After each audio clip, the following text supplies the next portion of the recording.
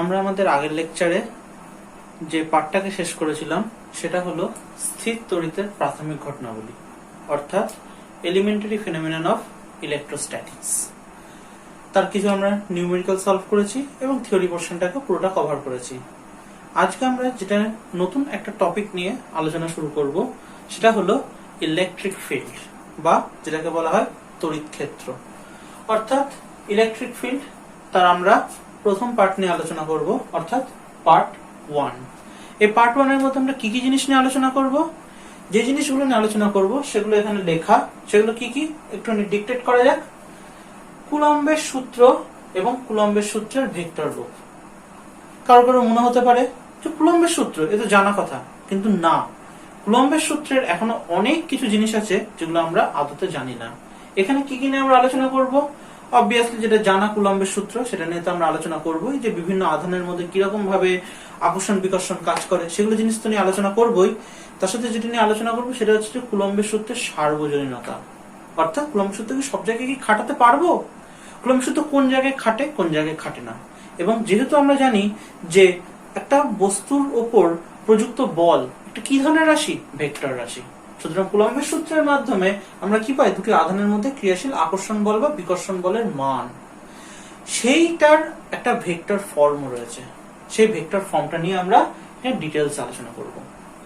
Next পার্টে আমরা কি করব, আধানের একক। আমরা জানি যে স্থির তড়িতের চ্যাপ্টারে আমরা পড়েছিলাম আধানের একক কি ছিল, এসআই পদ্ধতি ছিল কুলম্ব এবং সিজিএস পদ্ধতি কি ছিল, ইএসইউ বা স্ট্যাট কুলম্ব। এখানে আমরা সেই জিনিসটা নিয়ে আলোচনা করব যেদের এককটা এবং এককের সংজ্ঞাটা, অর্থাৎ এই কুলম্বের সূত্র থেকে কি করে আমরা আধানের সংজ্ঞা দিতে পারি, আধানের এককের সংজ্ঞা দিতে পারি, সেই জিনিসটাকে নিয়ে আমরা এখানে আলোচনা করব। থার্ড পার্ট, মাধ্যমের পরাবৈদ্যুতিক ধ্রুবক। Very very very important. অর্থাৎ আমরা যখন দুটো চার্জকে শূন্যস্থানে রাখবো তখন তাদের মধ্যে ইন্টারাকশনটা কিরকম হবে, যখন কোনো মাধ্যমের মধ্যে নিয়ে যাব তখন তাদের মধ্যে ইন্টারাকশনটা কেমন হবে, সেটা ডিপেন্ড করে মাধ্যমের প্রকৃতির ওপর। অর্থাৎ মাধ্যমের পরাবৈদ্যুতিক ধ্রুবক বলে একটা পার্ট থাকে, একটা টার্ম থাকে, সেই টার্মের উপরে কি করবে, এটা সম্পূর্ণভাবে ডিপেন্ড করবে। ফোর্থ পার্ট, আধানের উপরিপাতনের নীতি। এটা নিউমেরিক্যাল সলভ করার জন্য খুব খুব খুব ইম্পর্টেন্ট। কেন? আমরা একটা আধান নিয়ে আসলাম, তার আশেপাশে আরো কয়েকটা আধান থাকলো, তাহলে এই আধানের ওপরে এই সমস্ত আধান কতটা পরিমাণে বল ক্রিয়া করবে তার যে নিউমেরিক্যাল ফর্মুলা তৈরি করতে হবে সেটা আমরা এইখান থেকে তৈরি করব। অর্থাৎ আধানের উপরিপাতনের নীতি, বা যেটাকে বলে সুপারপজিশন অফ চার্জ। এই রকম পার্ট ক্লাস 11এও একটা ছিল। কোথায় ছিল? গ্র্যাভিটেশনের চ্যাপ্টারে। অর্থাৎ কোন একটা মাসকে যদি আমরা নিয়ে রেখে দিই, তার আশেপাশে যদি আরো কিছু পরিমাণে মাস বা বস্তুকে যদি আমরা নিয়ে আসি, তাহলে সেই বস্তুটার উপরে, অর্থাৎ যে মাসটাকে আমি আগে নিয়েছিলাম তার উপরে প্রযুক্ত বলের মান কত হবে, পোটেনশিয়াল কত হবে, অর্থাৎ মহাকর্ষ বিভব কত হবে, মহাকর্ষ ক্ষেত্র প্রাবল্য কত হবে, সেগুলোও ছিল। ঠিক হুবহু একই রকম ভাবে আমরা কি নিয়ে আলোচনা করব, আধানের উপরিপাতনের নীতি, বা যেটাকে কি বলা হচ্ছে সুপারপজিশন অফ চার্জ। আমরা ডিটেইলস এটা নিয়ে আলোচনা করব এবং কিছু নিউমেরিক্যালস এর আমরা হিন্টস নিয়ে আলোচনা করব। নেক্সট পার্ট এবং লাস্ট পার্ট যেটা আমরা করব, যেটা এই চ্যাপ্টারটার মেন পার্ট, বা যেটাকে আমরা কি বলতে পারি, যেটা হচ্ছে এই চ্যাপ্টারটার একদম কোর পার্ট নিয়ে আমরা আলোচনা করব, সেটা হচ্ছে কি তড়িৎ ক্ষেত্র এবং তড়িৎ ক্ষেত্র প্রাবল্য। Electric field and electric field intensity কি জিনিস সেটা সম্পূর্ণ ডিটেইলসে আমরা এক এক করে আলোচনা শুরু করব। তাহলে আমরা এবার আসল টপিকে একটুখানি প্রবেশ করি। তাহলে চলো, আমাদের যে ফার্স্ট টপিক যেটা ছিল কি, কুলম্বের সূত্র এবং তার ভেক্টর রূপ। আমরা ধাপে ধাপে আলোচনা শুরু করি। প্রথমে যেটা নিয়ে আমরা আলোচনা করবো সেটা হচ্ছে কুলম্বের সূত্র। কুলম্বের সূত্রটা কি? কুলম্বের সূত্রটা হচ্ছে দুটো বিন্দু আধান, অর্থাৎ এই রকম দুটো বিন্দু আধান। এই বিন্দু আধান একটার মান যদি আমি ধরে নিই যে Q1, একটার মান যদি ধরে নিই আমরা Q2, তাদের মধ্যবর্তী দূরত্ব যদি হয় কত, R, তাহলে এদের দুজনের মধ্যে কতটা পরিমাণে আকর্ষণ বল বা কতটা পরিমাণে বিকর্ষণ বল ক্রিয়া করবে সেটা আমরা জানতে পারি কার সূত্রের মাধ্যমে, কুলম্বের সূত্রের মাধ্যমে। কুলম্বের সূত্রটাতে কি বলা হচ্ছে, দুটো বিন্দু আধানের মধ্যে ক্রিয়াশীল আকর্ষণ বল বা বিকর্ষণ বলের মান কার উপর নির্ভর করে, আধান দুটির গুণফলের সাথে সমানুপাতিক এবং তাদের মধ্যবর্তী দূরত্বের বর্গের সাথে কি হয়ে যায়, ব্যস্তানুপাতিক। অর্থাৎ যদি আমরা এর ম্যাথমেটিক্যাল ফর্মটা যদি দেখি তাহলে কি লিখতে পারি, F is proportional to Q1 Q2 and again F is proportional to কত চলে আসবে 1/r²। অর্থাৎ দুটি বিন্দু আধানের মধ্যে ক্রিয়াশীল আকর্ষণ বল বা বিকর্ষণ বলের মান কি আসবে আধান দুটির গুণফলের সাথে সমানুপাতিক এবং তাদের দূরত্বের বর্গের কি হয়ে যাবে ব্যস্তানুপাতিক। কিন্তু এখানে একটা কথা খুব ভালো করে মাথায় রাখতে হবে, আধান দুটোকে কিরকম আধানের কথা বলা হয়েছে বিন্দু আধান। যদি বিস্তৃত আধান হয় সেক্ষেত্রে কিন্তু ফর্মুলার কিছুটা পরিমাণে স্লাইটলি চেঞ্জ হবে। অর্থাৎ এখানে সবসময় মাথায় রাখতে হবে আমরা কুলম্বের সূত্রটাকে অ্যাপ্লাই করব কোথায়, অ্যাপ্লাই করার একটা কিন্তু রেস্ট্রিকশন বা লিমিটেশনের কথা কিন্তু উল্লেখ করে দেওয়া হলো। অর্থাৎ বিন্দু আধান বা যেটা পয়েন্ট চার্জ, দুটো পয়েন্ট চার্জের মধ্যে ক্রিয়াশীল আকর্ষণ বল মানে অ্যাট্রাকশন অথবা রিপালশন এটা কার কার উপর ডিপেন্ড করবে, তাদের যে চার্জ দুটো রয়েছে তাদের ভ্যালুর মাল্টিপ্লিকেশনের সাথে প্রপোর্শনাল এবং তাদের মধ্যবর্তী যে দূরত্ব অর্থাৎ তাদের মধ্যবর্তী যে ডিসটেন্সটা যেটা রয়েছে তার স্কোয়ারের সাথে কি আসবে ইনভার্সলি প্রপোর্শনাল। সেটা আমরা এখানে উল্লেখ করেছি। এই দুটোকে আমরা কি করবো ল অফ ভেরিয়েশন বা যৌগিক ভেদের উপপাদ্য অনুসারে কি করবো এদেরকে আমরা কম্বাইন করে দেবো। তাহলে কম্বাইন করে দিলে কি চলে আসবে F is proportional to Q1 Q2 divided by কত চলে আসবে r²। এবং এরপরে কি আসবে এই যে প্রপোর্শনাল টু সাইনটাকে আমাদের তুলতে হবে অ্যাজ ইউজুয়াল। তাহলে F is equal to some constant k dash into Q1 Q2 divided by কত আসবে r²। হ্যাঁ, এবার যদি কেউ জিজ্ঞেস করে যে আমরা তো সবসময় কি লিখতাম কনস্ট্যান্ট হিসেবে কে লিখতাম, এখানে হঠাৎ করে কে ড্যাশ লিখতে গেলাম কেন? কারণ আমরা একটা পার্ট এখানে বলেছি যে মাধ্যমে পরাবৈদ্যুতিক ধ্রুবক, মাধ্যমে পরাবৈদ্যুতিক ধ্রুবক বা যেটাকে ডাইলেকট্রিক কনস্ট্যান্ট বলা হয়ে থাকে সেই জিনিসটাকে উল্লেখ করা হয় কি দিয়ে, কে দিয়ে উল্লেখ করা হয়। সুতরাং সেই কারণের জন্য আমরা কি করেছি এইখানে কনস্ট্যান্টটাকে আমরা কে ড্যাশ বলে ডিফাইন করেছি যাতে ও দুটোর মধ্যে গুলিয়ে না যায়। তাহলে কে ড্যাশটাকে আমরা কি বলতে পারি, কে ড্যাশটাকে আমরা এখানে কি বলবো সমানুপাতিক ধ্রুবক বা যেটাকে কি বলা হবে প্রপোর্শনাল কনস্ট্যান্ট।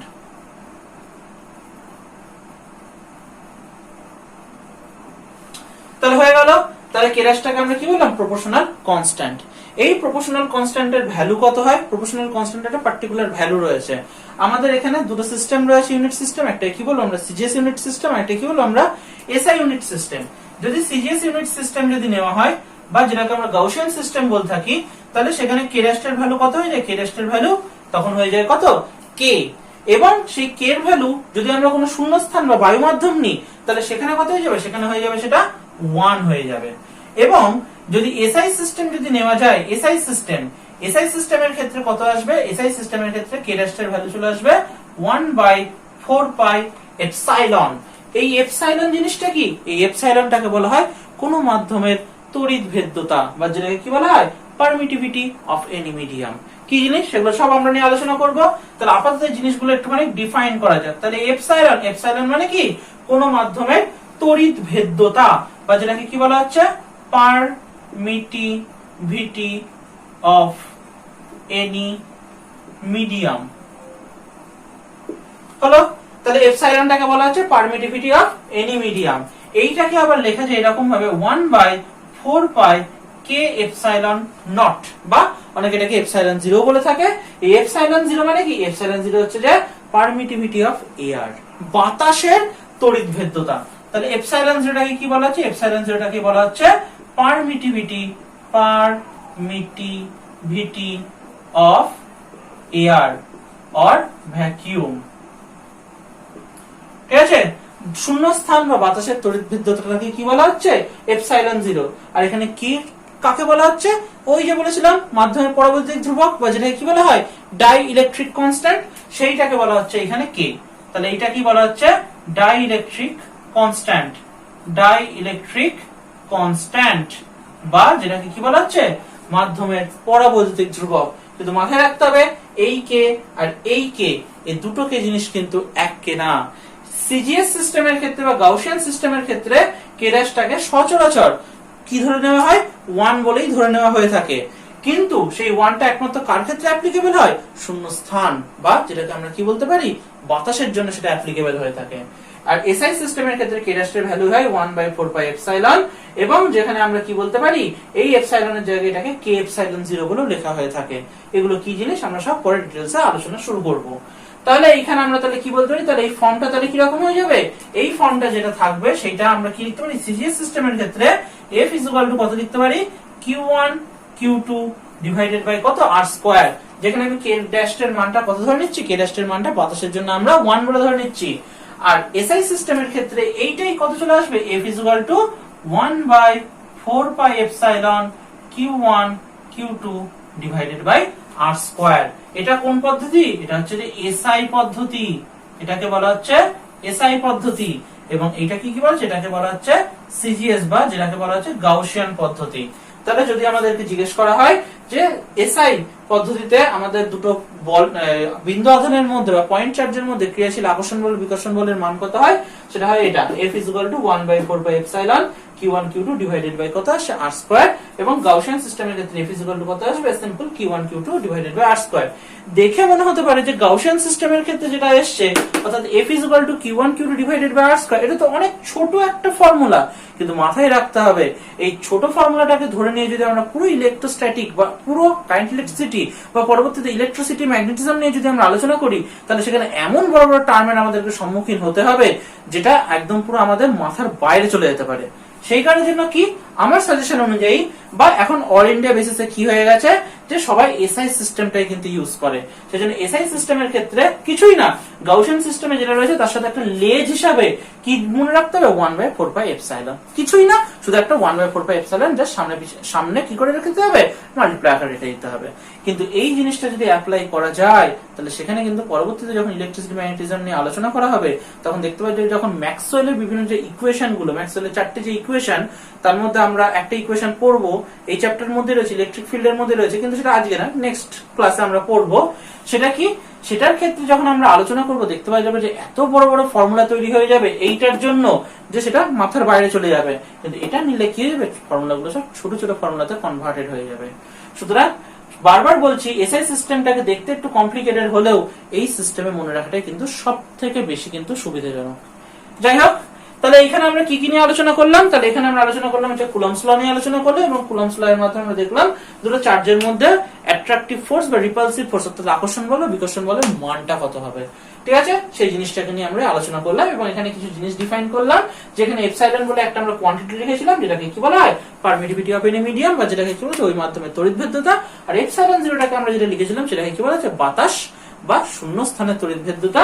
আর এইখানে যে কে বলে যেটাকে লিখে রেখে দিয়েছি সেই কেটাকে কি বলে, ডাইইলেকট্রিক কনস্ট্যান্ট বা যেটাকে কি বলা হচ্ছে মাধ্যমে পরাবৈদ্যুতিক ধ্রুবক। আমাদেরকে এবার কি কি জানতে হবে, যেরকম আমরা জানি ফিজিক্সের ক্ষেত্রে যখন কোনো নতুন কোয়ান্টিটি আমাদের কাছে আসে সেই কোয়ান্টিটি সম্পর্কে আমাদের জানতে হবে তার এককটা কি হবে, তার মাত্রাটা কি হবে, তার মান কি হবে, এই কটা জিনিসকে আমরা আলোচনা করব। তাহলে এখানে যে জিনিস কটা আমরা আলোচনা করব, ফার্স্ট অফ অল হচ্ছে যে এপসাইলন, এপসাইলনের এককটা কি রকম হবে। তাহলে আমরা এখানে যেটা নিয়ে একটুখানি আলোচনা করি সেটা হচ্ছে কি, সেটা হচ্ছে যে এপসাইলন। তাহলে এপসাইলনের একক বা ইউনিট অফ এপসাইলন, তাহলে এপসাইলনের একক যদি আমাদের বার করতে হয় আমাদেরকে প্রথমে কিন্তু একটা নোন কোয়ান্টিটি, এই যে আমরা জানি যে নোন কোয়ান্টিটি কত, F is equal to কত হচ্ছে 1/4 pi epsilon Q1 Q2 divided by কত আসছে R square। Next epsilon is equal to কত চলে আসবে, 1/4 pi Q1 Q2 divided by F into কত চলে আসছে R square। তাহলে এবার যদি আমি কি করি, এখানে CGS system and the SI system যদি আমি ইন্ট্রোডিউস করি, আমরা সচরাচর এসআই সিস্টেমটাকে ইন্ট্রোডিউস করব। বারবার বলছি আমাদের ইলেকট্রোস্ট্যাটিক্স বা যে কোনো ইলেকট্রিসিটি চ্যাপ্টার ক্ষেত্রে কি করব, আমরা এসআই সিস্টেমের উপর একটুখানি বেশি পরিমাণে বায়াসিং আমরা দেখাবো, অর্থাৎ এসআই সিস্টেমটা আমরা বেশি পরিমাণে প্রেফার করব। কারণ সচরাচর ইলেকট্রিসিটির ক্ষেত্রে সিজিএস সিস্টেম বা গাউসিয়ান সিস্টেমকে সেরকম ভাবে অ্যাপ্লাই করা হয় না। খুব কমই কেস আছে, বিভিন্ন ধরনের নিউমেরিক্যাল প্রবলেমের ক্ষেত্রে এটাকে ইউজ করা হয়ে থাকে, কিন্তু সচরাচর ইউজ করা হয় না। তাহলে যাই হোক, আমরা এখানে এসআই সিস্টেম সিজিএস সিস্টেম দুটোতেই আমরা ইউনিট সিস্টেমটাকে আলোচনা করব, কিন্তু বারবার বলছি মাথায় রাখতে হবে কোনটা, মাথায় রাখতে হবে কিন্তু এসআই সিস্টেম। তাহলে যদি আমরা দেখি যে সিজিএস সিস্টেমে এপসাইলনের ইউনিটটা তাহলে কত আসবে ইন সিজিএস সিস্টেম। তাহলে সিজিএস সিস্টেমের ক্ষেত্রে আমরা দেখতে পাচ্ছি এখানে কত রয়েছে, Q1 Q2। তাহলে Q1 Q2 Q এর ইউনিট কি হয় সিজিএস সিস্টেমে, স্ট্যাট কুলম বা যেটাকে আমরা বলে থাকি ইএসইউ। তাহলে ইএসইউ ইনটু ইএসইউ কত চলে আসবে, ইএসইউ স্কয়ার চলে আসবে। এফ, এফ মানে কি, এফ মানে ফোর্স বা বল, বলের একক কি হয় ডাইন। এবং আর, আর মানে দূরত্ব, দূরত্বের একক কি হয় সেন্টিমিটার। তাহলে কি চলে আসবে, ESU square dyne to the power -1 centimetre to the power কত চলে আসছে -2।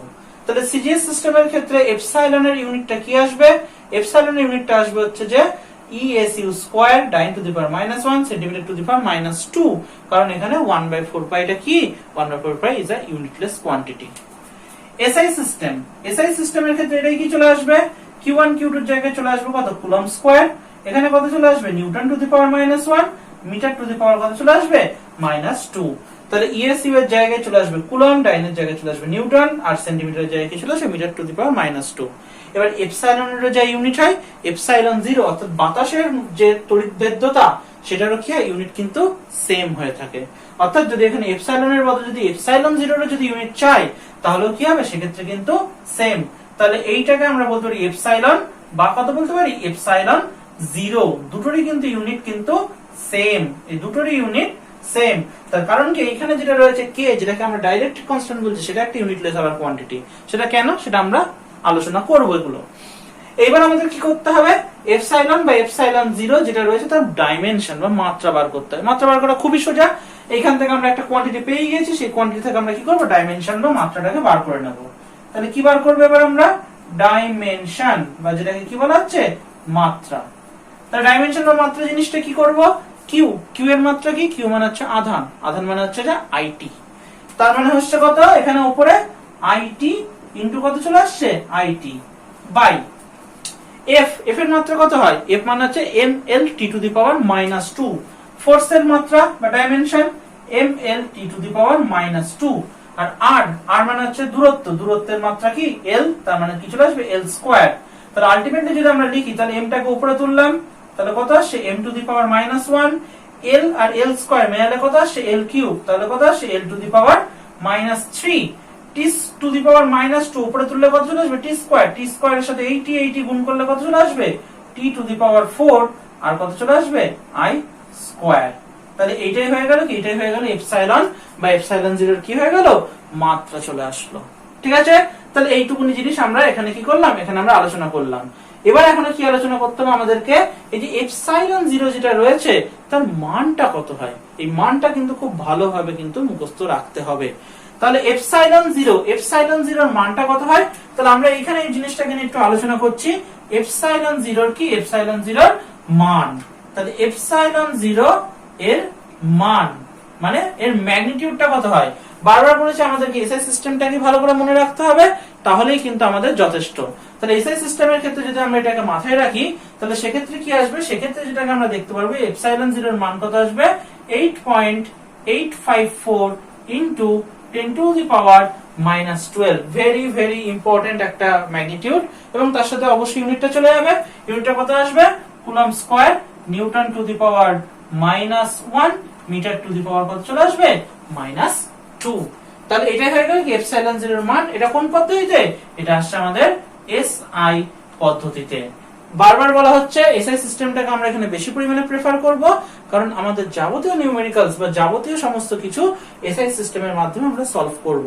শুধুমাত্র কিছু নিউমেরিক্যালস থাকবে যেগুলো আমাদের সিজিএস সিস্টেমের ক্ষেত্রে আমরা সেখানে অ্যাপ্লাই করব, সেটার পরিমাণটা খুবই কম।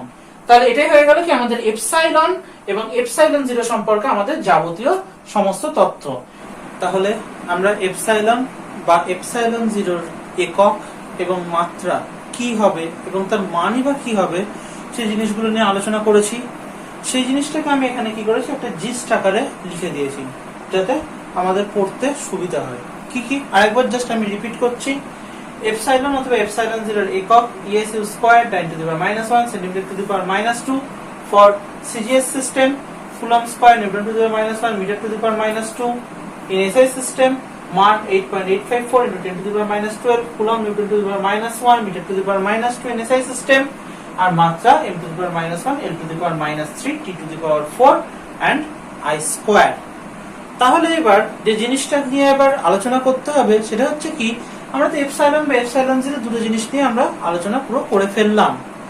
এইবার আমাদের কুলম্বের সূত্র অনুসারে F কত ছিল, F ছিল 1/4 pi epsilon Q1 Q2 divided by কত আর স্কয়ার। তাহলে এই জায়গাটাতে এটা কার জন্য ছিল, এটা ছিল যে কোনো মাধ্যম বা আমরা বলতে পারি এনি মিডিয়াম। ঠিক একই রকম ভাবে এটাই হয়ে যেত 1/4 pi epsilon 0 Q1 Q2 by কত আর স্কয়ার ফর ভ্যাকুয়াম বা বাতাসের জন্য। তাহলে এটাকে আমি কি লিখতে পারি? ফর ভ্যাকুয়াম বা যেটাকে আমরা লিখতে পারি এয়ার। তাহলে আমার প্রশ্ন আসতেই পারে যে এখানে 1/4πε0 জিনিসটা তাহলে মান কত আসতে পারে? 1/4πε0 একক কি হতে পারে বা এর মাত্রাটা কি হতে পারে? তাহলে দেখাই যাক। তাহলে 1/4πε0টাকে আমি নিয়ে নিচ্ছি। যেহেতু আমরা দেখতে পাচ্ছি এপসাইলন বা এপসাইলন0 এককটা হচ্ছে এটা, তাহলে এখানে কি রয়েছে 1/4πε0।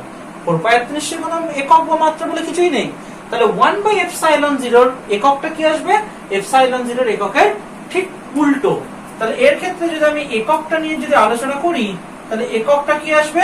এককটা চলে আসবে ESU to the power -2 dyne into centimetre square. এটা কোন পদ্ধতিতে? এটা সিজিএস পদ্ধতিতে। আর এসআই পদ্ধতিতে কি চলে আসবে? Coulomb to the power -2 into newton into কত আসছে? Metre square. এটা কোন পদ্ধতিতে? এটা হলো এসআই পদ্ধতিতে। এবং এর মাত্রাটা কি হবে? আমি তারপরে মানটাকে নিয়ে আলোচনা করব। মাত্রা বা যেটাকে আমরা ডাইমেনশন বলছি ঠিক উল্টো। তাহলে কত আসবে? শুধু m, তারপরে কত চলে আসবে? l cube t two the power -4 i two the power minus কত চলে আসবে? 2 চলে আসবে। এবং এর মানটা কত আসবে? মানটা আমরা হাতে করে বার করতে পারি। তারপরে কি করব? তারপরে এটাকে পুরোপুরি আমরা মুখস্থ রাখবো। তাহলে মানটা কত? 1 বাই কত লিখবো? 4 pi into 8.854 into 10 to the power -12 কি আসবে? এটাকে যদি আমরা ক্যালকুলেট করি তাহলে 9 ইনটু 10 টু দি পাওয়ার 9 এবং এর এককটা কি আসবে? এই এককটাই চলে আসবে কত? Coulomb to the power -2 into newton into কত চলে আসবে? Metre square. বারবারই বলা হচ্ছে এটা কোন পদ্ধতিতে? এটা সর্বদাই হচ্ছে যে এসআই পদ্ধতিতে। তাহলে আমরা এফটাকে কি রকম ভাবে লিখতে পারি? এফটাকে আমরা এরকম ভাবে লিখতে পারি f ইজ ইকুয়াল টু কত? 9 into 10 to the power 9 q1 q2 divided by r square. এটা কোন পদ্ধতিতে? এসআই পদ্ধতি। এবং এটা কার জন্য? এটা ভ্যাকুয়ামের জন্য। কারণ একমাত্র আমরা দেখেছি বাতাস বা শূন্যস্থানের মধ্যে 1/4πε0 কি হয়? ভ্যালুটা এটা হয়। কিন্তু এটাই আমরা যদি সিজিএস সিস্টেমে যদি করি তাহলে সেক্ষেত্রে কত আসবে? q1 q2 by r square. এটা সিজিএস সিস্টেম এবং কোথায়? এবং হচ্ছে যে ভ্যাকুয়ামের মধ্যে বা শূন্যস্থানের মধ্যে। তাহলে এই হয়ে গেল কি আমাদের কুলম্বের সূত্রের যাবতীয় জিনিস। এইবার আমরা কি নিয়ে আলোচনা করব একটুখানি, যে কুলম্বের সূত্রেও কি সার্বজনীন সূত্র, অর্থাৎ কুলম্বের সূত্র কি সব জায়গা থেকে আমি খাটাতে পারবো? না, কুলম্বের সূত্র কিন্তু সব জায়গাতে আমরা খাটাতে পারবো না। কেন খাটাতে পারবো না? তার কারণ কুলম্বের সূত্রের মধ্যে আমরা দেখতে পেয়েছি F ইজ ইকুয়াল টু কত? F is equal to 1 divided by 4 pi epsilon q1 q2 divided by কত আসছে? r square. তাহলে এইটা আমরা দেখেছি, এটা হচ্ছে কুলম্বের সূত্র আমাদের ছিল ইন এসআই সিস্টেম। আবার বলছি এসআই সিস্টেমটাকে কেন নিচ্ছি? কারণ এসআই সিস্টেমটাকে আমরা বেশি পরিমাণে প্রেফার করব, এসআই সিস্টেমের উপরে আমরা বেশি পরিমাণে বায়াসড। তাহলে এটা হলো, এখানে দেখতে পাচ্ছি এফ এর মানটা কার উপর নির্ভর করে? এফ এর মানটা নির্ভর করে হচ্ছে যে এপসাইলনের উপর। আবার এপসাইলনের মানটা কার উপর নির্ভর করে? সেটা নির্ভর করে মাধ্যমের প্রকৃতির উপর বা মিডিয়ামটা কেমন হবে তার উপর নির্ভর করে কি? এপসাইলন। সুতরাং মাধ্যম যদি পাল্টে যায় তাহলে কি হবে? এপসাইলনের মানও পাল্টে যাবে, অটোমেটিক্যালি কি হবে? এফ এর মানও পাল্টে যাবে। সুতরাং এফ এর মান সব জায়গাতে কিন্তু সমান থাকছে না। এফ এর মান মাধ্যম যদি পাল্টায় তাহলে এফ এর মানও কি হয়ে যাচ্ছে? পাল্টে পাল্টে যাচ্ছে। সুতরাং যে জিনিস সর্বদা পাল্টে যায় সেই জিনিসের স্ট্যাটাসটা নিশ্চয়ই খুব একটা বেশি বড় হতে পারে না। এর স্ট্যাটাসটা আমাদের নিউটনের যে মহাকর্ষীয় সূত্র তার মতো অতটা কিন্তু নয়। এটাও একটা ভালো সূত্র, কিন্তু স্ট্যাটাসটা নিউটনের মহাকর্ষ সূত্রের মতো কিন্তু অতটা কি নেই, এর স্ট্যাটাসটা কিন্তু ওর থাকে না। এছাড়াও কি হয়, এই ধরনের সূত্র অর্থাৎ যেটাকে আমরা কি বলি কুলম্বের সূত্র, সেটা নিউক্লিয়াসের ক্ষেত্রে কোনোভাবেই খাটতে পারে না। তার কারণ যদি দেখতে পাওয়া যায় একটা নিউক্লিয়াসের ভেতরে কি থাকে? প্রচুর সংখ্যক কি থাকে? প্রোটন থাকে। এবং প্রচুর সংখ্যক কি থাকে? নিউট্রন থাকে। তাহলে এই রকম আমি ধরে নিলাম যে এইখানে এই রকম ভাবে 5টা মোট প্রোটন রয়েছে। তাহলে কি আসবে? এই প্রোটনের মধ্যে তো বিকর্ষণ বল কাজ করে।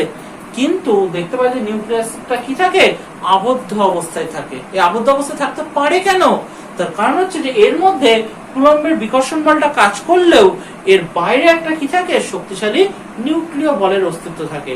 যে নিউক্লিয় বলটা কি করে দেয়, এই কুলম্বের যে বলটাকে এটাকে ওভারকাস্ট করে দেয়, এটাকে কি করে দেয়, এটাকে সাপ্রেস করে রেখে দেয়।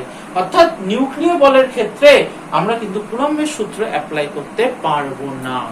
তাহলে কি বলা হলো, তাহলে বলা হচ্ছে কুলম্বের সূত্র তাহলে সীমাবদ্ধতা কোথায় কোথায়, মাধ্যম পাল্টে গেলে যেহেতু কুলম্বের সূত্রটাই যে মান, কুলম্বের সূত্র থেকে প্রাপ্ত যে মান সেটাই পাল্টে যাচ্ছে, সেজন্য কুলম্বের সূত্রটার স্ট্যাটাস নিউটনের সূত্রের মতো হয় না। এছাড়াও কি বলছে, কুলম্বের সূত্রটা কোন জায়গায় খাটে না, নিউক্লিয়াসের মধ্যে।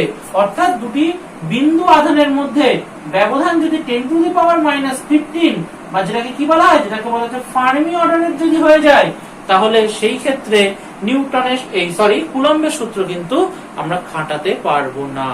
তাহলে কুলম্বের সূত্র একমাত্র খাটবে কোথায়, একটুখানি দূরবর্তী অংশে, যেখানে দুটি বিন্দু আধানের মধ্যে দূরত্বটা কত আসবে, 10⁻⁻15 মিটার বা তার থেকে বেশি। অর্থাৎ নিউক্লিয়াসের বাইরে, নিউক্লিয়াসের সাথে ইলেকট্রনের মধ্যে যে আকর্ষণ বল সেটা কিন্তু কুলম্বের আকর্ষণ বলই।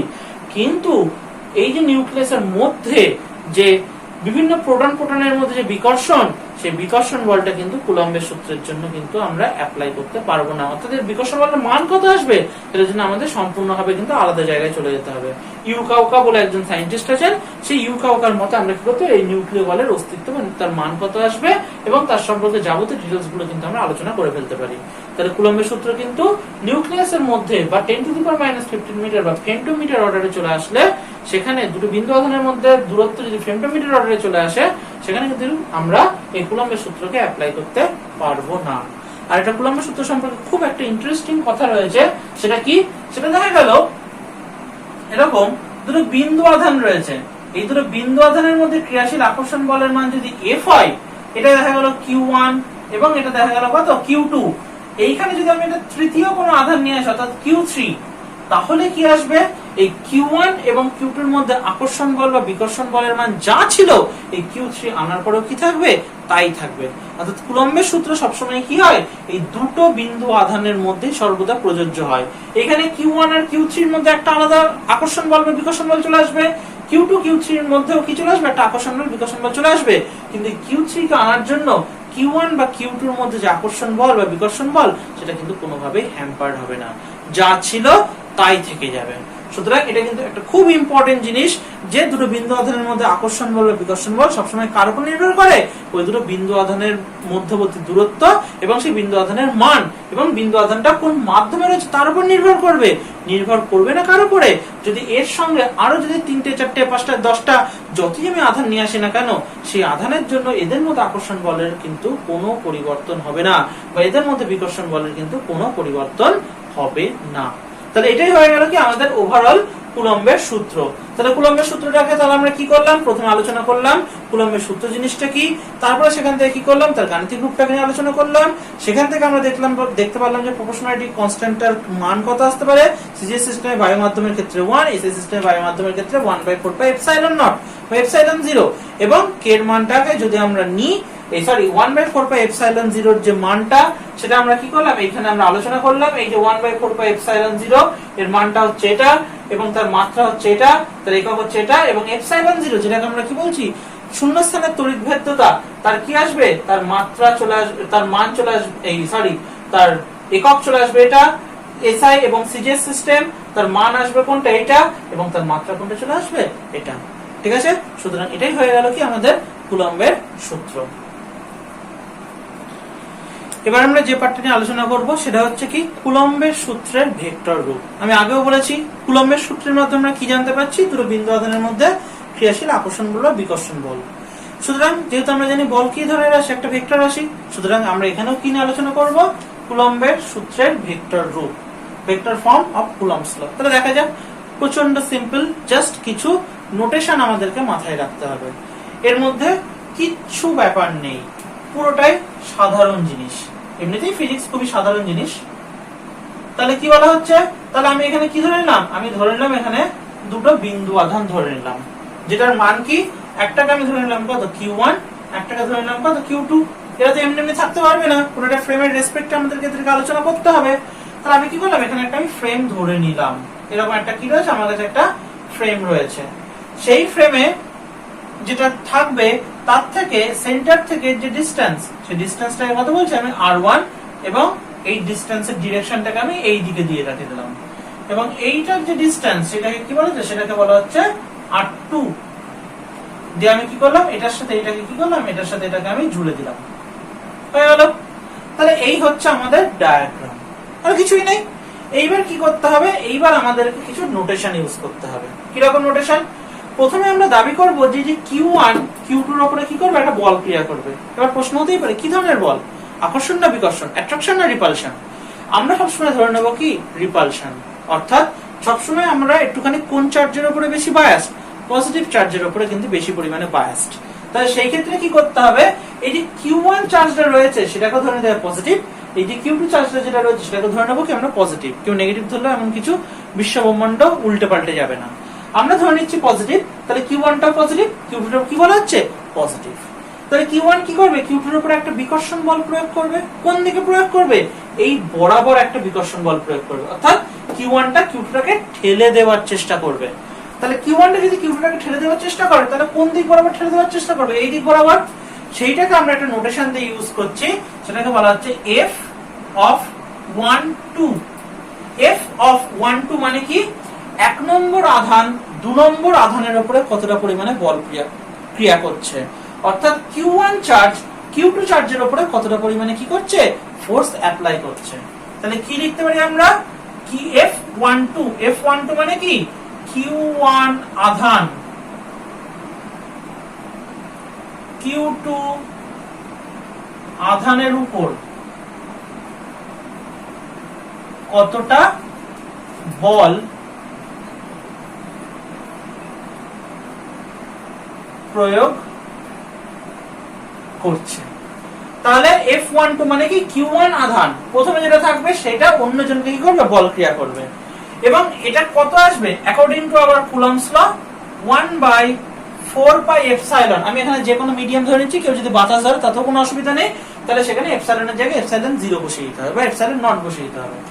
কত আসছে, Q1 Q2 বাই কত লিখতে পারি আমরা, r², তাই তো? এটা আমরা লিখবো, কিন্তু আমরা কি করেছি, এখানে ভেক্টর নোটেশন দিয়েছি তো, তাহলে এখানে নিশ্চয়ই একটা কি আসবে, ভেক্টর কোয়ান্টিটি আসবে। কিন্তু এটা তো কি হচ্ছে, এটা তো একটা স্কেলার কোয়ান্টিটি, তাহলে এখানে কি আসবে, এখানে একটা ডিরেকশন আসবে। কারণ আমরা যেটা ভেক্টরের মধ্যে কি থাকে, ভেক্টরের মধ্যে থাকে একটা স্কেলার পার্ট থাকে যেটা তার ম্যাগনিটিউড, এবং কি থাকে একটা ক্যাপ পোরশন থাকে যেটাকে আমরা কি বলবো, তার ডিরেকশন। তার ডিরেকশন কোন দিকে হবে, Q1 Q2 এর উপরে বল প্রয়োগ করেছে, তার ডিরেকশনটা হবে কোন দিক, এই বরাবর। এটাকে আমি কোন ডিরেকশন দেব, এটাকে আমি একটা ডিরেকশন বলে নাম দিচ্ছি, সেটাকে কত বলছি, সেটাকে আমি বলছি R21, এই ডিরেকশনের কথা বলছি। এর প্রশ্ন হতেই পারে, এতেই মজা মানে নাকি যে হঠাৎ করে R21 কেন চলে আসলো, তারও কারণ রয়েছে। কেন এটাকে আমি R21 বলে দাবি করলাম, তাহলে সেটা দেখা যাক। কারণ ছাড়া তো কোনো ফিজিক্স হয় না। তাহলে আমরা দেওয়ার কারণটা কি, আমি এখানে কি করছি, ভেক্টরের যে ট্রায়াঙ্গেল ল বা যেটা কি ত্রিভুজ সূত্র সেটাকে আমি অ্যাপ্লাই করি।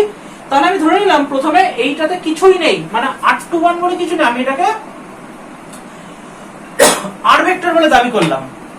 তাহলে যদি R ভেক্টর বলে দাবি করি, তাহলে কি আসছে, এখানে ভেক্টরের যে ত্রিভুজ সূত্র এটা একই ক্রমে রয়েছে, একই অর্ডারে রয়েছে, এটা রয়েছে কি অপোজিট অর্ডারে। তাহলে আমরা এখানে লিখতেই পারি R1 vector plus R vector is equal to কত আসছে, R2 ভেক্টর। আমি তো R ভেক্টরকে জানতে চাই, তাহলে কত আসছে, R2 ভেক্টর মাইনাস কত আসছে, R1 ভেক্টর। তাহলে এখানে যেটা R vector is equal two যেটা লিখেছি আমি R2 vector minus R1 vector, তাহলে প্রথমে কত রয়েছে, এখানে 2, তারপরে রয়েছে কত 1, সেই জন্য আমি এটাকে কি বলে লিখেছি, R21 ভেক্টর। তাহলে R2 মাইনাস কত আসছে, R1, সেই জন্য এখানে কত লেখা হয়েছে, এখানে R21 লেখা রয়েছে। তাহলে আমি এখানে কি করব, এটা R21 ক্যাপ, এবং এটাও কত আসছে, R21 স্কয়ার, অর্থাৎ এইখান থেকে এইটুকু যে ডিরেকশন সেটাকে আমি কি বলছি, R21 ক্যাপ, এই দিক বরাবর যে ডিরেকশন। তাহলে কত আসছে, এটাকে একটু কায়দা করে লিখে দিই আমরা, 1/4 pi epsilon Q1 Q2 by R21 দিয়ে আমি উপর নিচে গুণ করে দিলাম, তাহলে কত হয়ে গেল, এটা R21 ভেক্টর হয়ে গেল। ঠিক একই রকম ভাবে আমরা বলতে পারি Q2টা তো কি করবে, Q1 কে কি ছেড়ে দেবে, দেবে না। Q2টাও কি করবে, Q1 এর উপর একটা কিন্তু বল প্রয়োগ করবে। কোন দিকে বল প্রয়োগ করবে, উল্টো দিকে বল প্রয়োগ করবে। তাহলে দেখা যাক তাহলে কত আসছে F21 মানে কি Q2 টা Q1 এর উপরে কতটা পরিমাণে বল প্রয়োগ করেছে সেটা কত আসবে 1/4 pi epsilon Q1 Q2 by এটা কত চলে আসবে R21 square sorry R12 square R12 cap কারণ একই রকম ভাবে আমরা এখানে দাবি করতে পারি এটা কোন দিকে বল প্রয়োগ করবে এই দিক বরাবর বল প্রয়োগ করবে তাহলে বল প্রয়োগ করলে কি আসবে এই যে R2 plus R is equal to কত আসছে R1 সেকেন্ড কেসের জন্য R2 plus R is equal to কত আসছে R1 তাহলে R is equal two R1 minus R2 in that sense এটাকে আমি কত বলে লিখবো R12 ক্যাপ এই যে প্রথমে 1 তারপরে কত আসছে 2 তাহলে সেইটা লেখা আছে R12 স্কয়ার R12 ক্যাপ তাহলে ইজ ইকুয়াল টু কত আসছে 1/4 pi epsilon Q1 Q2 by R12 তার হোল কিউব বাই R12 তার কি আসছে ভেক্টর তাহলে এই জিনিসটা কি হলো এই জিনিসটা আমাদের চলে আসলো তাহলে F12 এবং F21 এটাই হচ্ছে কি the vector representation of Coulomb's law তাহলে এর মধ্যে কিন্তু সেরকম কিছুই নেই জাস্ট আমরা কিছু নোটেশন ইউজ করেছি কোথায় আমরা 1 কোথায় আমরা 2 দিয়েছি সেটা জাস্ট কোথায় মাথায় রেখে দিতে হবে আর তাছাড়া এর মধ্যে কিচ্ছু নেই এখানে একটা খুব ইন্টারেস্টিং জিনিস দেখতে পাওয়া যাচ্ছে কি জিনিস যে এই যে F12 আর F21 এর মধ্যে রিলেশন আমরা খোঁজার চেষ্টা করব আমরা সবার মধ্যে রিলেশন খোঁজার চেষ্টা করি আর ফিজিক্সে এই বিষয়ে একদম এক নম্বরের কারণ ফিজিক্সের একটা যদি কখনো ফর্মুলা আসে আমরা তার সাথে অন্যান্য ফর্মুলা রিলেট তৈরি করার চেষ্টা করি তাহলে দেখা যাক রিলেশনটা কি রকম তাহলে এখানে দেখতে পাওয়া যাচ্ছে যে এইখান থেকে এইটার যে দূরত্ব অর্থাৎ যেটাকে আমরা কি বলতে পারি mod value of R12 is equal to কত হবে মড ভ্যালু অফ R21 অর্থাৎ এখান থেকে এইটুকুনি যে দূরত্ব এই পাশ থেকে মাপলেও যা হবে এই পাশ থেকে মাপলেও কি হবে তাই তো হবে শুধুমাত্র কোথায় আলাদা শুধুমাত্র ডিরেকশনটা আলাদা তাহলে ডিরেকশন আলাদা মানে কি R12 এই যে R12 যদি এদিকে হয় R21 টা কোন দিকে হবে এদিকে তাহলে এটাকে আমি কি লিখতে পারি R21 vector is equal two minus R12 vector অর্থাৎ দুটো ভেক্টরের কি আছে ডিরেকশন পরস্পর অপোজিট যেটাকে আমরা অপোজিট ভেক্টর বলি ক্লাস 11 এগুলো হয়েছে তাহলে R21 vector is equal to কত আসছে R12 vector with a negative sign তাহলে এইখান থেকেও দেখতে পাওয়া যাচ্ছে যে F12 এর মধ্যে কি রয়েছে 1/4 pi epsilon Q1 Q2 F21 এর মধ্যে রয়েছে 1/4 পাই এপসাইলন Q1 Q2 এই পুরো পার্টটা সেম হয়ে গেল নেক্সট কি আসলো R21 এর ভ্যালু যে মড ভ্যালু এবং R12 এর যে মড ভ্যালু দুটো তো সমান তাহলে কিউবটা কি হয়ে গেল সেম হয়ে গেল তাহলে এইটুকুনি পোরশন সেম শুধুমাত্র এখানে পড়ে আছে কি এই পোরশনটুকুনি অর্থাৎ এই পোরশনটুকুনির মধ্যে শুধু আলাদা কোথায় এটার সাথে একটা নেগেটিভ সাইন অ্যাটাচ হলেই তবে কি চলে আসবে এটা চলে আসবে তাহলে আমি এখানে লিখতেই পারি এটা ইজ ইকুয়াল টু কত তাহলে এটা আলাদা করে লিখি তাহলে একটুখানি বুঝতে সুবিধা হবে তাহলে F21 ইজ ইকুয়াল টু কত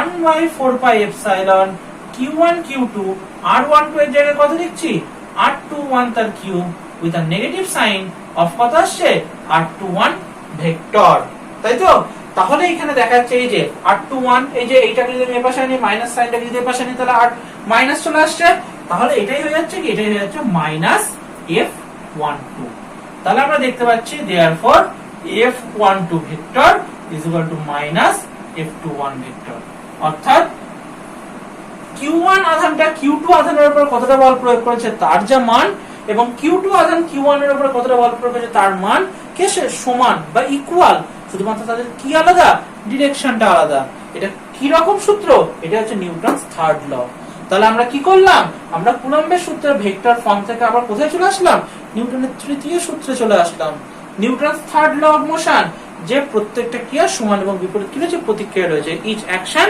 has equal and opposite amount of reaction সেটা আমরা দেখতে পাচ্ছি F12 ইজ ইকুয়াল টু কত আসছে মাইনাস অফ F21 তাহলে অ্যাকশন ইজ ইকুয়াল টু কত চলে আসছে রিঅ্যাকশন সুতরাং Q1 Q2 এর উপর যতটা বল প্রয়োগ করবে Q2 কি করবে Q1 এর উপরে ততটাই পরিমাণে কি করবে বলটা প্রয়োগ করবে তাহলে এটাই হয়ে গেল কি আমাদের vector form of Coulomb's law তাহলে আমরা কুলম্বের সূত্র সম্পর্কে যাবতীয় তার তথ্য অর্থাৎ তার গাণিতিক রূপ কেমন হবে তার মধ্যে থাকা বিভিন্ন ধরনের টার্ম এবং কি করলাম তার ভেক্টর ফর্ম নিয়ে আলোচনা করলাম কিন্তু প্রথম থেকে আমি বলে আসছিলাম কুলম্বের সূত্রের যে প্যাটার্ন বা যে ফর্মুলা তার সাথে কি রয়েছে আমাদের নিউটনের মহাকর্ষ সূত্রের কি রয়েছে কিছু প্যাটার্ন বা ফর্মুলার মিল দেখতে পাওয়া যায় কিন্তু তা সত্ত্বেও দুটোর মধ্যে কি রয়েছে কিছু সাদৃশ্যতা রয়েছে কিছু বৈসাদৃশ্যতা রয়েছে আমরা সেই সম্পর্কে একটু ডিটেইলসে আলোচনা করব এবং আবার আমরা বলবো যে কোন সূত্রের স্ট্যাটাসটা একটু বেশি এবং কোন সূত্রের স্ট্যাটাসটা একটুখানি কম। কোন সূত্রকে আমি সব জায়গায় অ্যাপ্লাই করতে পারবো, কোন সূত্রকে আমি সব জায়গাতে অ্যাপ্লাই করতে পারবো না। তাহলে প্রথমে আমাদের কি করে নেবো, আমরা একটু কুলম্বের সূত্র, নিউটনের মহাকর্ষ সূত্রের মধ্যে কিছু সাদৃশ্য বা যেটাকে আমরা কি বলছি, কিছু সিমিলারিটি নিয়ে আমরা আলোচনা করব। সিমিলারিটি মানে কি কি, এদের মধ্যে কি কি মিল আমরা দেখতে পাচ্ছি সেগুলো নিয়ে আমরা আলোচনা করব। ফার্স্ট অফ অল দেখতে পাওয়া যাচ্ছিল যে কুলম্বের সূত্র এবং নিউটনের মহাকর্ষ সূত্র, তাহলে ফর্মুলাটা লিখে রাখি, তাহলে সেটা সব থেকে ভালো হবে। কুলম্বের সূত্রের ক্ষেত্রে ফর্মুলা কি ছিল, 1/4πε q1 q2 বাই কত r স্কয়ার।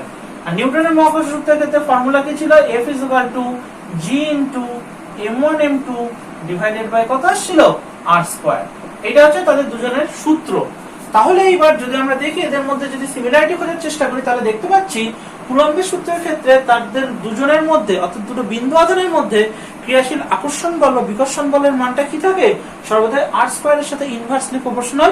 এখানে দেখতে পাচ্ছি নিউটনের সূত্রের ক্ষেত্রে দুটো বস্তুর মধ্যে যে আকর্ষণ বল বা বিকর্ষণ বল, বিকর্ষণ হয় না, আকর্ষণ বলের মানটা কত চলে আসবে, r স্কয়ারের সাথে ইনভার্সলি প্রপোর্শনাল। তাহলে আমরা এখানে বলতে পারি F is inversely proportional to কত আসে, r স্কয়ার। তাহলে এখানে আমরা কি বলতে পারি, F is inversely proportional to কত চলে আসছে, r স্কয়ার।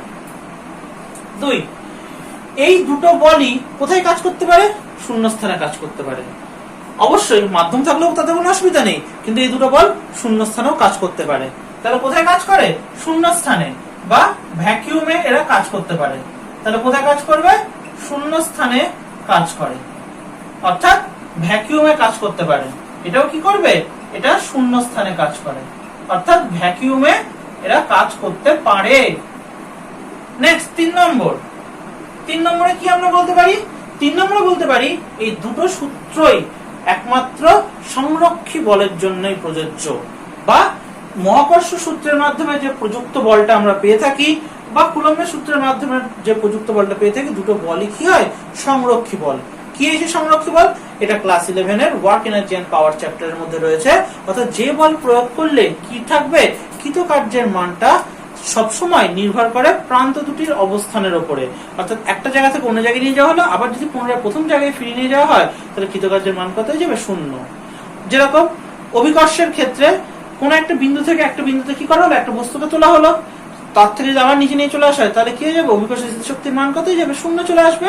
ঠিক এক্ষেত্রেও তাই, যে কুলম্বের সূত্র এবং মহাকর্ষ সূত্র দুটোকেই কি বলা হচ্ছে, সংরক্ষী বল বলা হচ্ছে। তাহলে কুলম্বের সূত্রের মাধ্যমে যে Fটা পাওয়া যাচ্ছে, F = কনজারভেটিভ ফোর্স। ঠিক আছে, F = কনজারভেটিভ ফোর্স বা সংরক্ষী বল। আর এইখানের F = কি আসছে, কনজারভেটিভ ফোর্স। এটাও কি আসছে, সংরক্ষী বল।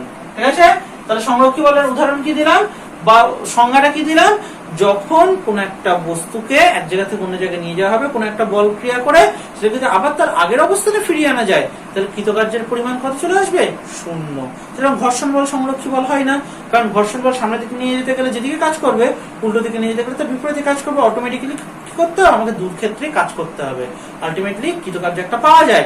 কিন্তু এদের ক্ষেত্রে সেটা কিন্তু পাওয়া যায় না। Next 4th and very very important point, এটাকে স্টার দিয়েও আমরা রাখতে পারি, F is a central force, very very important. Central force মানে কি, যেখানে F is a function of distance, মানে কোন বস্তুর উপরে প্রযুক্ত বল সেটা যদি দূরত্বের সাথে সমানুপাতিক হয় বা দূরত্বের উপরেই শুধুমাত্র নির্ভর করে, দূরত্বের একঘাতের উপরে যদি নির্ভর করে, তাহলে সেটাকে কি বলা হয়, সেটাকে বলা হচ্ছে যে সেন্ট্রাল ফোর্স বা কেন্দ্রীয় বল বলা হচ্ছে। এক্ষেত্রেও সেই একই জিনিস, F = কি বলা হচ্ছে, F হচ্ছে যে একটা সেন্ট্রাল ফোর্স বা কেন্দ্রীয় বল। ঠিক আছে, এই জিনিসটা আমরা কি করলাম, কিছু সাদৃশ্যতা। কিন্তু সব জিনিসের ভিতরে সাদৃশ্যতা আমার ভালো লাগে না, কিছু বৈসাদৃশ্য আমাদের খুঁজে বার করতে হবে। তাহলে কি লিখবো আমরা, ডিফারেন্স। তাহলে এবার দেখা যাক কিছু ডিফারেন্স নিয়েও আমরা আলোচনা করি। তাহলে ডিফারেন্স কি আসবে, 1 নম্বর, কুলম্বের সূত্র মহাকর্ষ সূত্রের থেকে অনেক বেশি পরিমাণে পাওয়ারফুল। অর্থাৎ কুলম্বের সূত্রের মাধ্যমে যে ফোর্সটা পাই, সেটা মহাকর্ষ সূত্রের মাধ্যমে যে ফোর্সটা পাওয়া যায় তার থেকে অনেকটা বেশি পরিমাণে পাওয়ারফুল। কারণ সেটা ডিপেন্ড করে কার উপরে, জি এর উপরে। জি এর মান কত হয়, জি এর মানে 6.67 × 10⁻11। সেখানে 1/4πε এর ভ্যালু কত হয়, 9 × 10⁹। Very very much much greater than the G. 1/4πε এর মান g এর থেকে কি হচ্ছে অনেকটা বড়। সেজন্য কি বলতে পারি আমরা কুলম্বের সূত্রের মাধ্যমে যে F, তাহলে F of electrostatics is equals to very powerful বা very strong। পাওয়ারফুল না লিখে আমরা বলতে পারি অনেক বেশি শক্তিশালী। কিন্তু F of gravitation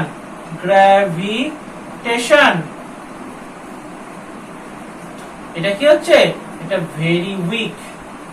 সব থেকে জেনে রাখা ভালো আমাদের যে ইউনিভার্সের মধ্যে যতগুলো ফোর্স আছে তার মধ্যে সবথেকে উইক ফোর্স হচ্ছে গ্র্যাভিটেশনাল ফোর্স। নেক্সট হচ্ছে কি 2 নম্বর, F কি হতে পারে, F হতে পারে আইদার অ্যাট্রাকটিভ অর রিপালসিভ। কিন্তু এই ক্ষেত্রে কি আসবে, এই ক্ষেত্রে F অলওয়েজ অ্যাট্রাকটিভ, তাই তো? কারণ দুটি বস্তুর মধ্যে যে আকর্ষণ বল সেটা মহাকর্ষের ক্ষেত্রে সর্বদা আকর্ষণই হয়, বিকর্ষণ কখনো হয় না। কিন্তু আমাদের কুলম্বের সূত্রের ক্ষেত্রে সেটা সর্বদাই কি আসবে, আকর্ষণ হতে পারে, বিকর্ষণ হতে পারে। সমচার্জ হলে বিকর্ষণ, বিপরীত চার্জ হলে কি হয়ে যাবে, আকর্ষণ হয়ে যাবে। নেক্সট 3 নম্বর, যেটা 3 নম্বরে আমরা কি বলতে পারি, 3 নম্বরে যেটা বলবো সেটা হচ্ছে কুলম্বের সূত্রতে আমরা দেখেছিলাম মাধ্যমের একটা বিশাল ফ্যাক্টর থাকে, কিন্তু মহাকর্ষের সূত্রের মধ্যে জি কোনো মাধ্যমের উপর ডিপেন্ড করে না। তাহলে F আমরা কি বলতে পারি, ডিপেন্ডস অন মিডিয়াম। অর্থাৎ কুলম্বের সূত্রের মাধ্যমে যে F ফোর্স সেটা কার উপর ডিপেন্ড করবে, সেটা ডিপেন্ড করবে বা সেটা নির্ভর করবে মাধ্যমের প্রকৃতির উপর। কিন্তু নিউটনের মহাকর্ষ সূত্রে সেটা কিন্তু ডিপেন্ড করবে না। F is independent of medium. অর্থাৎ F কিন্তু মিডিয়ামের উপরে ডিপেন্ড করবে না। এর মান জলের মধ্যে ডোবালেও যা হবে, মহাকর্ষ সূত্রের ক্ষেত্রে জলের মধ্যে ডোবালেও যা হবে, তেলের মধ্যে ডোবালেও যা হবে, শূন্যস্থানেও তাই হবে। কিন্তু কুলম্বের সূত্রের ক্ষেত্রে F এর মান কিন্তু জলে তেলে কিন্তু এক রকম হবে না, ও কিন্তু তেলে জলে মেশে না। নিউটনের আবার কি হচ্ছে, খুব ভালো লোক, উনি তেলে জলে সব জায়গাতে উনি এক, কিন্তু কুলম্ব উনার আবার তেল জল বাতাস সবকিছু আলাদা আলাদা করে চলে। তাহলে এর থেকে আমরা বুঝতে পারছি এই লাস্টের পার্টটা এইটার জন্য আমরা কি বুঝতে পারছি, এই জন্য আমরা বুঝতে পারছি যে কার স্ট্যাটাসটা বেশি পরিমাণে, কাকে আমরা বেশি চয়েস করতে পারি, কাকে আমরা বেশি প্রাধান্য দেব, অবভিয়াসলি নিউটন। কারণ নিউটন স্থান কাল পাত্র ভেদে তিনি কখনোই পরিবর্তিত হননি। অর্থাৎ আমি নিউটনের কথা বলছি না, নিউটনের মহাকর্ষ সূত্রের কথা বলছি। মহাকর্ষ সূত্রের মাধ্যমে যে ফোর্সটা পাবো সেটা স্থান কাল ভেদে কিন্তু কোনো রকম ভাবে তার মানের পরিবর্তন হবে না। কিন্তু কুলম্বের ক্ষেত্রে কি হবে, যেই মিডিয়াম পাল্টে যাবে, যেই একটা স্থান আমি পাল্টে দেব, মিডিয়ামটা চেঞ্জ করে দেবো, অমনি ওনার ফোর্সের ভ্যালুটা কি হয়ে যাবে, অটোমেটিক্যালি চেঞ্জ হয়ে যাবে। কারণ এইখানে যেটা রয়েছে এপসাইলন, সেই এপসাইলনটাকে বলা হচ্ছে কোনো মাধ্যমের তড়িৎভেদ্যতা বা পারমিটিভিটি অফ এনি মিডিয়াম। এবং সেই মিডিয়ামের ভ্যালু যখন এই মিডিয়ামটা যখন চেঞ্জ হয়ে যাবে তখন কি হয়ে যাবে, তার পারমিটিভিটির ভ্যালু চেঞ্জ হয়ে যাবে, অটোমেটিক্যালি 1/4πε এর ভ্যালু চেঞ্জ হয়ে যাবে, অটোমেটিক্যালি কি হয়ে যাবে, F এর ভ্যালুটাও চেঞ্জ হয়ে যাবে। তাহলে এটাই হচ্ছে আমাদের নিউটনের সূত্র এবং মহাকর্ষ এই কুলম্বের সূত্রের মধ্যে একটা কম্পারিজন আমরা আলোচনা এখানে করলাম। এবার আমাদের সেকেন্ড পার্টের আলোচনা শুরু করব। সেটা কি, সেটা হচ্ছে যে আধানের স্থির তড়িৎ একক। এখানে আমরা কি করব, আধানের যে একক যেগুলো রয়েছে সেই একককে আমরা সংজ্ঞা দেব। কি রকম ভাবে সংজ্ঞা দেব, তাহলে শুরু করি দেখি। তাহলে কুলম্ব কি বলেছিল, কুলম্ব বলে দিয়েছিল আমাদের দুটো পদ্ধতি, F কত, Q1 Q2 divided by R²। এটা কখন, এটা হচ্ছে বাতাস বা এয়ার মিডিয়াম বা ভ্যাকুয়াম মিডিয়াম। এটা কোন পদ্ধতি, এটা হচ্ছে CGS পদ্ধতি। হলো, এটা হচ্ছে CGS পদ্ধতি উনি বলে দিলেন। তাহলে এইবার যদি আমাদেরকে এখানে জিজ্ঞেস করে, ঠিক আছে, তাহলে আমরা জানি যে স্থির তড়িতের ক্ষেত্রে যে আধানের CGS পদ্ধতির একক কি, স্ট্যাট কুলম্ব বা ESC। এই ESC এর সংজ্ঞা আমরা কি করে দেব, তাহলে আমরা এখানে দেখতে পাচ্ছি যে এই জায়গাটাতে যদি আমরা F এর ভ্যালু, এই যে F এর ভ্যালু কত বসালাম, 1 বসিয়ে দিলাম, R এর ভ্যালু কত বসিয়ে দিলাম, 1 বসিয়ে দিলাম, তাহলে দেখতে পাচ্ছি Q1 into Q2 equal to কত চলে আসছে, ইকুয়াল টু চলে আসছে 1, তাই তো এই জিনিসটা। তাহলে এই জায়গা থেকে তাহলে আমরা কি বলবো, তাহলে কি রকম ভাবে এটাকে সংজ্ঞা দিচ্ছি, তাহলে সংজ্ঞা দেওয়া হচ্ছে দুটো বিন্দু আধান, এই যে দুটো বিন্দু আধান, বিন্দু আধানের মধ্যবর্তী দূরত্বটাকে আমরা কত রেখেছি? দুটো বিন্দু আধানের মধ্যবর্তী দূরত্বটাকে আমরা 1 সেন্টিমিটার রেখেছি। কারণ এটা সিরিজ সিস্টেম আলোচনা করছি। যদি তাদের মধ্যে ক্রিয়াশীল বলের পরিমাণ কত হয়? যদি তাদের মধ্যে ক্রিয়াশীল বলের পরিমাণ 1 ডাইন হয়, তাহলে দুটো বিন্দু আধান Q1 Q2 রয়েছে এবং দুটো সমপরিমাণ। অবভিয়াসলি সমপরিমাণ নিতে হবে, নাহলে তো আমি সংজ্ঞা দিতে পারবো না। দুটি সমপরিমাণ বিন্দু আধান পরস্পর থেকে যদি 1 সেন্টিমিটার দূরে থাকে এবং তাদের মধ্যে ক্রিয়াশীল বলের মান কত হয়? ক্রিয়াশীল বলের মান হয় 1 ডাইন। সেটা হতে পারে আকর্ষণ, সেটা হতে পারে বিকর্ষণ।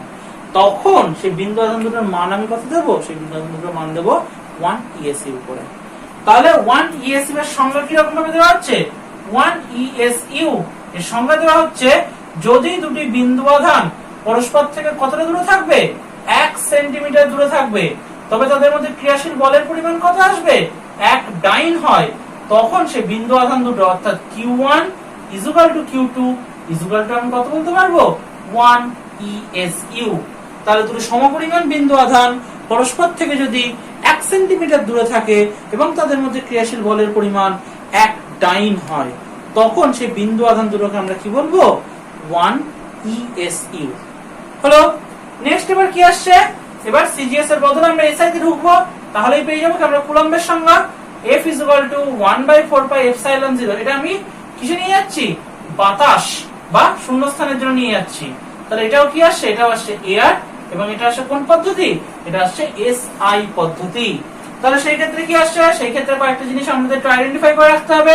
এটার ভ্যালু কত? 9 × 10⁹। এটার ভ্যালু কত? এটার ভ্যালু আমি ধরে নিলাম 1 মিটার। তাহলে এইবার দেখ কত আসছে। তাহলে এবার কত আসবে? ওই একই রকম ভাবে এই যে Q1 Q2 কত ধরে নেব? আমি ধরে নেব 1 1 করে। তাহলে কি বলা হচ্ছে? দুটো বিন্দু আধানের মধ্যে অবশ্যই সমপরিমাণ বিন্দু আধান, তাদের মধ্যে দূরত্বটা কত আসবে? তাদের মধ্যে দূরত্ব চলে আসবে 1 মিটার। তবে তাদের মধ্যে ক্রিয়াশীল বলের মান কত আসবে? 9 × 10⁹। কারণ এখানে এই কনস্ট্যান্টটা জুড়ে ছিল। এখানে যে কনস্ট্যান্টটা জুড়ে ছিল তার মান কত হয়ে গেছিল? তার মান ছিল 1। তাহলে বলা হচ্ছে দুটো বিন্দু আধান, দুটো সমপরিমাণ বিন্দু আধান, তাদের মধ্যে দূরত্ব কত হতে হবে? 1 মিটার হতে হবে। তখন যদি তাদের মধ্যে ক্রিয়াশীল বলের পরিমাণ কত হয়? 9 × 10⁹ নিউটন, তখন প্রত্যেকটা আধানকে আমরা কি বলবো? 1 কুলম্ব। তাহলে দুটো বিন্দু আধান পরস্পর থেকে কত মিটার দূরে অবস্থিত? 1 মিটার দূরে অবস্থিত। তাদের মধ্যে ক্রিয়াশীল বলের পরিমাণ কত? 9 × 10⁹ নিউটন। তবে সেই বিন্দু আধান দুটোর প্রত্যেকটার মান কত? প্রত্যেকটার মানই আসছে 1 কুলম্ব। তাহলে 1 ESU এর সংজ্ঞা আমি কি রকম ভাবে দিলাম? 1 ESU এর সংজ্ঞা হচ্ছে যে যদি দুটি বিন্দু আধানের মধ্যে, সমপরিমাণ বিন্দু আধানের মধ্যে দূরত্বটা কত আসবে? 1 সেন্টিমিটার হয় এবং তাদের মধ্যে ক্রিয়াশীল বলের পরিমাণ 1 ডাইন হয়, তখন তাদেরকে কি বলবো আমরা? 1 ESU। এবং দুটো সমপরিমাণ বিন্দু আধানের মধ্যে দূরত্ব যদি 1 মিটার হয়, তখন তাদের মধ্যে ক্রিয়াশীল বলের পরিমাণ কত আসবে? 9 × 10⁹ নিউটন। তখন সেই বিন্দু আধান দুটোকে কি বলবো আমরা? 1 কুলম্ব। অবশ্যই এই কথা কিন্তু মাথায় রাখতে হবে, এখানে আমি সব মেজারমেন্ট করেছি কার মধ্যে? বাতাসের মধ্যে। যদি বাতাসের বদলে অন্য কিছুতে যদি আমি মেজারমেন্ট করতাম, তাহলে তার মানটা কিন্তু এইগুলো থাকতো না, তখন তার মান হয়তো অন্য কিছু আসতো। সেটা কত আসবে সেটা আমরা পরে গিয়ে আমরা আলোচনাটা করব। তাহলে এবার কি আসছে? তাহলে এবার আমরা দেখতে পাচ্ছি যে আমরা 1 কুলম্ব আর 1 ESU এটাকে আমরা কি বলতে পারি? 1 ESU। এদের মধ্যে আমরা একটা রিলেশন তৈরি করতে পারি। এখানে খুব সহজে বোঝা যাচ্ছে, এইখানে প্রযুক্ত বলের মান কত ছিল? 1, আর এখানে প্রযুক্ত বলের মান কত আসছে? 9 × 10⁹। তাহলে আমরাও এখানে কিন্তু আগে বলেছিলাম 1 কুলম্বের সাথে 1 ESU এর রিলেশনটা কি হয়? 1 কুলম্ব = কত মনে রাখতে হবে? 1 কুলম্ব = 3 × 10⁹ ESU। এটা কিন্তু ভেরি ভেরি ইম্পর্টেন্ট জিনিস। এটা কোথা থেকে এসেছে? এই যে 10⁹, এই ফ্যাক্টরটা, এই ফ্যাক্টরটাই কিন্তু এই 1/4πε0 কিন্তু একে দিয়ে দিয়েছে। সুতরাং সবসময় মাথায় রাখতে হবে 1 কুলম্বের সাথে 1 ESU এর রিলেশনটা কি।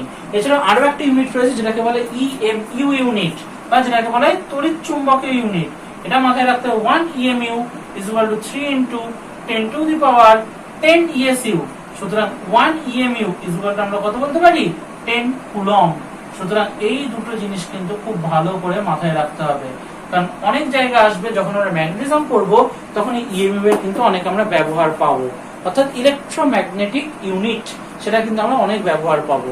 সুতরাং এই কটা জিনিস কিন্তু খুব ভালো করে মাথায় রাখতে হবে। 1 coulomb is equal two 3 × 10⁻⁹ ESU, 1 EMU is equal two 3 × 10⁻10 ESU, 1 EMU is equal to কত, সে 10 কুলম্ব। ভেরি ভেরি ইম্পর্টেন্ট একটা অংশ এটা। সুতরাং এখানে আমরা কি করলাম, আধানের স্থির তড়িৎ একক বা যেটাকে আমরা কুলম্ব এবং ইএসইউ যেটা এতদিন ধরে পড়েছিলাম সেটার এককটা কি হয়, সেই এককটা তার সংজ্ঞাটা কিরকম হয় সেই সংজ্ঞাটা নিয়ে কিন্তু আমরা এখানে আলোচনাটা করলাম। তাহলে এই জিনিসই হচ্ছে আধানের স্থির তড়িৎ একক। তাহলে এবার আমরা যে পার্টটা নিয়ে আলোচনা শুরু করছি সেটা হচ্ছে কি, সেটা হলো কোনো মাধ্যমের পরাবৈদ্যুতিক ধ্রুবক বা যেটাকে কি বলা হচ্ছে dielectric constant of any medium. কি সেই জিনিস dielectric constant of any medium? কুলম্বের সূত্র যখন আমরা প্রথম দিক পড়ছিলাম তখন কি বলছিলাম, F = 1/4πε Q1 Q2/r², তাই তো? অর্থাৎ এই জিনিসটাকে নিয়ে আমরা বলছিলাম F কত, F = 1/4πε Q1 Q2/r² এবং তারপর লাইনে কি লিখেছিলাম, F = 1/k⁴ Q1 Q2 divided by কত চলে আসছে, r²। এই জিনিসটাকে নিয়ে আমরা আলোচনা করেছিলাম। এই সেই কে, এই কোন হরিদাস পাল, এই কে, সেইটাকে নিয়ে এবার আমরা আলোচনা করছি। সেই হরিদাস পালটাই হচ্ছে যে আমাদের মাধ্যমের পরাবৈদ্যুতিক ধ্রুবক বা যেটাকে কি বলা হচ্ছে ডাইইলেকট্রিক কনস্ট্যান্ট অফ মিডিয়াম। তাহলে কে টাকে কিভাবে সংজ্ঞায়িত করা হচ্ছে, k = কত আসছে, ε0। এই কে টাকেই বলা হচ্ছে ডাইইলেকট্রিক কনস্ট্যান্ট। কি বলা হচ্ছে, ডাইইলেকট্রিক কনস্ট্যান্ট হলো of any medium, of any medium। এপসাইলনটাকে কি বলা হচ্ছে, permittivity, permittivity of any medium। আর এপসাইলন জিরোটাকে কি বলা হচ্ছে, পারমিটিভিটি of air অথবা ভ্যাকিউম। অর্থাৎ শূন্য স্থানের তড়িৎভেদ্যতা হচ্ছে নিচে, যে কোনো মাধ্যমে তড়িৎভেদ্যতা কি থাকবে উপরে। যেহেতু এটা দুটো তড়িৎভেদ্যতার অনুপাত, পারমিটিভিটি মানে তড়িৎভেদ্যতা, তড়িৎভেদ্যতার যেহেতু অনুপাত, সেজন্য এটাকে কি বলে, এটাকে বলা হয় রিলেটিভ পারমিটিভিটি। এই কেটাকে ডাইইলেকট্রিক কনস্ট্যান্ট অফ এনি মিডিয়ামও বলে, আরেকটাও কি বলে, আরেকটাকে বলা হচ্ছে যে রিলেটিভ পারমিটিভিটি অর্থাৎ আপেক্ষিক তড়িৎভেদ্যতা। ঠিক আছে, এটা এবার বোঝা যাচ্ছে স্বাভাবিকভাবে। এবার আমরা কি করব, এর সংজ্ঞাটা ঠিকঠাক করে দেবো। তাহলে কি বলবো, কোন একটা মাধ্যমের তড়িৎভেদ্যতা আর শূন্যস্থানের তড়িৎভেদ্যতার অনুপাতটাকে কি বলবো আমরা, কোন মাধ্যমের পরাবৈদ্যুতিক ধ্রুবক বা dielectric constant of any medium. এবার কি করব, আমরা একটুখানি এককটাকে দেখে নিই। খুব ভালো হয়ে গেছে, যেহেতু দুটো পরাবৈদ্যুতিক, এই পরাবৈদ্যুতিক ধ্রুবক কি হচ্ছে, দুটো তড়িৎভেদ্যতার অনুপাত, সেজন্য এর কি থাকবে না, কোনো এককও থাকবে না। আর একক নেই মানে এর কোনো কি হবে, ডাইমেনশনও নেই। সুতরাং মাথা থেকে চাপটা অনেকটা কমে গেল। কিন্তু চাপ তো কমালে তো হবে না, ফিজিক্স একটু চাপ দেবেই। তাহলে কি করা হচ্ছে, তাহলে এবার যেটা আসবে সেটা হচ্ছে কি, সিজিএস পদ্ধতিতে এবং এসআই পদ্ধতির মান কি রকম ভাবে চেঞ্জ হয়। তাহলে দেখা যাক, সিজিএস পদ্ধতিতে ε0 এর ভ্যালু ধরে নেওয়া হয় কত, 1। অর্থাৎ বাতাসের যে তড়িৎভেদ্যতা তার ভ্যালু ধরে নেওয়া হয় কত, 1। সেই জন্য কত চলে আসে, k = ε চলে আসে। অর্থাৎ কোন একটা মাধ্যমের পরাবৈদ্যুতিক ধ্রুবক আর তড়িৎভেদ্যতা এই দুটোর মান কি হয়, মান হয়ে যায় সেম।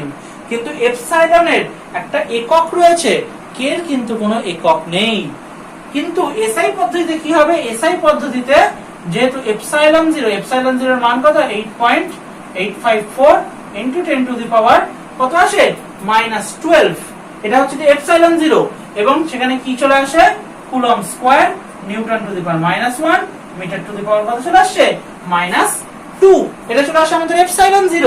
সেই কারণের জন্য k = কত চলে আসবে, k = ε/ε0। এই যে ε/ε0, সুতরাং ε = k * কত চলে আসবে, ε0।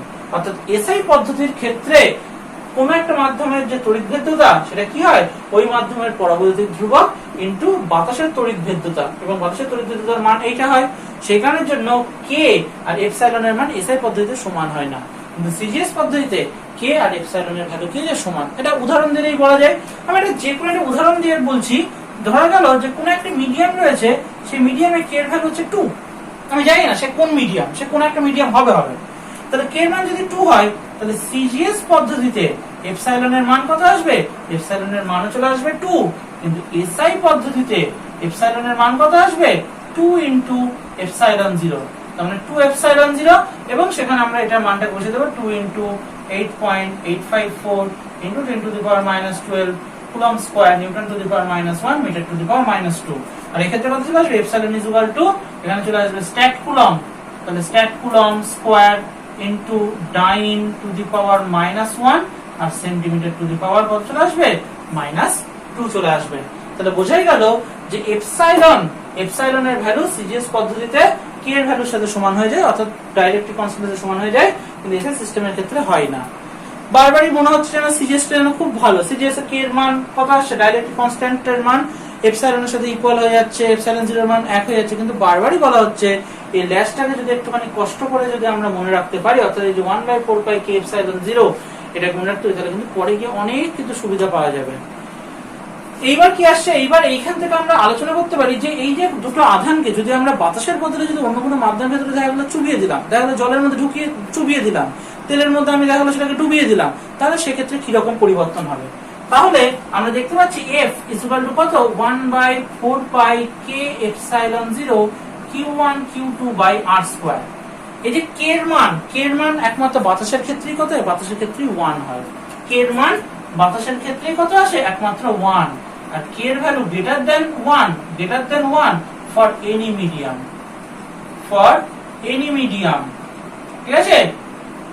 আর এটার মান কত? এটার মান 1 ফর এয়ার অর ভ্যাকুয়াম। তাহলে বাতাস বা ভ্যাকুয়ামের জন্য k এর মান কত? 1, কিন্তু যে কোনো মিডিয়ামের জন্য k এর মান কত হবে? সবসময় গ্রেটার দেন 1। তাহলে k এর মান যদি গ্রেটার দেন 1 হয় ফর এনি মিডিয়াম, তার নিচে তো রয়েছে k, তাহলে k এর মান কি হচ্ছে? আস্তে আস্তে বাড়ছে। তাহলে বাড়ার জন্য কি আসবে? F of vacuum is always greater than F of medium। অর্থাৎ বাতাসের মধ্যে কোন একটা মাধ্যমের, বাতাসের মধ্যে যদি দুটো চার্জ নেওয়া হয়, তাহলে তাদের মধ্যে যে আকর্ষণ বল বা বিকর্ষণ বলটা যেটা কাজ করবে, সেটা যদি কোনো মাধ্যমের ভেতরে প্রবেশ করানো হয়, তাহলে সেক্ষেত্রে আকর্ষণ বল বা বিকর্ষণ বলের মান কি হবে? অটোমেটিক্যালি ফল করবে, অটোমেটিক্যালি কি হবে? কিছুটা পরিমাণে কমে যাবে। তাহলে এটাই হচ্ছে আমাদের মাধ্যমের পরবৈদ্যুতিক ধ্রুবক।